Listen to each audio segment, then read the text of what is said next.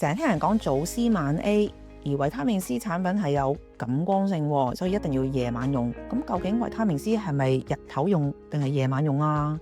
日頭用係咪會越搽越黑？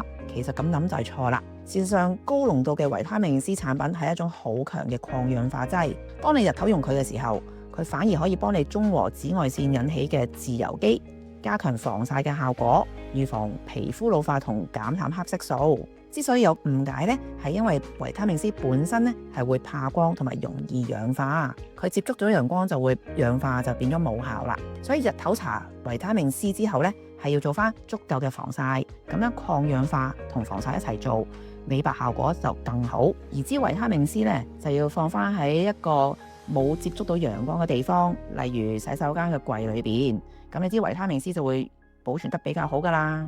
用啱成分，事半功倍。你有冇用到維他命 C 啊？